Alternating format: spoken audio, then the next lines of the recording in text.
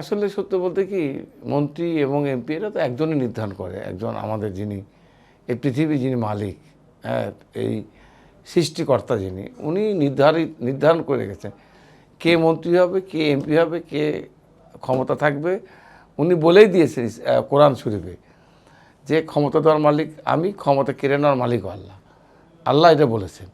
তো উনি এই যে দীর্ঘ এই 20 বছর যে ছিলাম না, আমি কখনো নিজেকে জনপ্রতিনিধি কখনো নিজেকে মনেই করি না। আমি পুরো টার্মটা মানুষের এই যে অফিসে আমি কথা বলছি, এই অফিসে গত 17টা বছর প্রতিদিন মিনিমাম 50 থেকে 100 লোক এভরিডে কোনোদিন আমার অফিসে এসে না খেয়ে যায় নাই।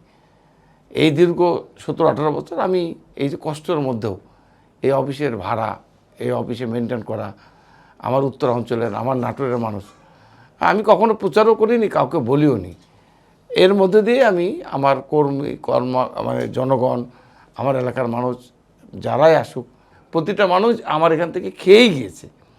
তো আমি যেটা বলতে চাই যে আমি কখনো জনপ্রতিনিধি বা এমপি ছিলাম না, মন্ত্রী ছিলাম না, কখনো মনেই করিনি।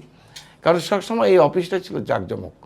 আমি নাটোরে যখন যেতাম, আমার বাড়ির সামনে শত শত গাড়ি, শত শত মানুষ। আমি জানি না, এটা হয়তো আল্লাহ প্রদত্ত। তো আমি এখন যে মানে কি আছি কি নাই সেটা বড় কথা না। আমি আমার লক্ষ্য মানুষের সেবা করা। হ্যাঁ, হয়তো মন্ত্রী হলে সম্মানিত হওয়া, যখন আমি চেয়েছিলাম, চাইনি, তখন পেয়েছি। এখন মানুষের প্রত্যাশা অনেক বেশি। মানুষ মনে করছে দুলু ভাই যদি ওই চেয়ারে যেতে তারও বেশি কাজ করতে পারতো। অসুবিধা নাই, আমার দল সরকার আছে, আমাদের নেতা তারেক রহমান, যাকে আমার প্রত্যাশা ছিল। সত্যি কথা বলতে কি, আমি কখনো ভাবিও নাই যে শেখ হাসিনার পতনটা দেখতে চেয়েছিলাম। এটা আমার স্বপ্ন ছিল। আর আরেকটা স্বপ্ন ছিল তারেক রহমান বাংলাদেশের প্রধানমন্ত্রী হবে।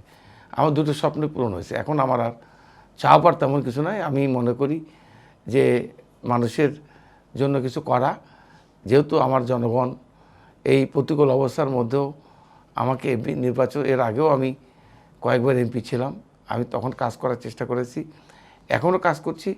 এতে করে আমার কোনো ইয়ে নাই, মানে মানে কি যেটাকে আপনারা বোঝাতে চেয়েছেন, আমি অনেক খুশি যে তারেক রহমান সাহেব বাংলাদেশের প্রধানমন্ত্রী। এতে আমি সবচেয়ে বেশি খুশি। Next level, well done, side by side, free.